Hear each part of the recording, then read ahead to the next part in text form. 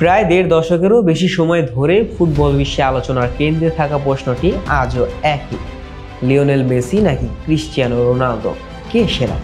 2024 সালে দুই কিংবদন্তি ফুটবলারের পারফরমেন্স কেমন ছিল? ক্লাব ও জাতীয় দলের পারফরমেন্স বিশ্লেষণ করে চলুন তাদের বছরের একটি তুলনামূলক চিত্র দেখি। ইন্টার মায়ামির হয়ে মেসি বছর শুরু করেন দুর্দান্তভাবে। সাপোর্টার শিল্ড জিতলেও মেজর লিগ সকারের প্লে অফে আটলান্টার কাছে হেরে হতাশার বিদায় নেয় দলটি। 25 ম্যাচে 23 গোল ও 13টি অ্যাসিস্ট করে মেসি ব্যক্তিগতভাবে উজ্জ্বল ছিলেন, তবে মৌসুমের একটি বড় সময় তাকে চোটের কারণে মাঠের বাইরে কাটাতে হয়েছে। জাতীয় দলের হয়ে মেসি ছিলেন কার্যকর। 2024 সালে আর্জেন্টিনার হয়ে 10 ম্যাচে 6 গোল ও 4 অ্যাসিস্ট করেছেন তিনি। প্রতি 97 মিনিটে একটি করে গোল করে নিজের ধারাবাহিকতা প্রমাণ করেছেন। তবে মেসির 2024 সালের সবচেয়ে বড় অর্জন ছিল কোপা আমেরিকার শিরোপা। যদিও ব্যক্তিগত পারফরমেন্স এক গোল, তিনি আগের আসরের মতো প্রভাব বিস্তার করতে পারেননি।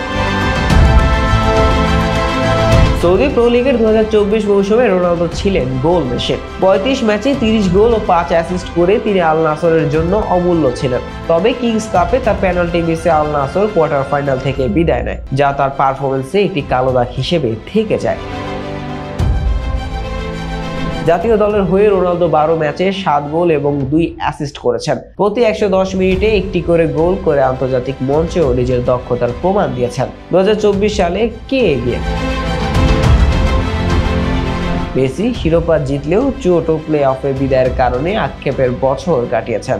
অন্যদিকে রোনালদো গোলের ধারাবাহিকতা উজ্জ্বল থাকলেও শিরোপা জিততে ব্যর্থ। তাদের 2024 সালের পারফরমেন্স থেকে পরিষ্কার যে দুজনই ফুটবল ইতিহাসের অন্যতম সেরা খেলোয়াড়। তবে বছরের সেরা বলা কঠিন, কারণ এটা নির্ভর করে ভক্তদের ব্যক্তিগত পছন্দ ও মূল্যায়নের উপর। শাহ আহমেদ জয়, ডেস্ক রিপোর্ট, আইকন স্পোর্টস।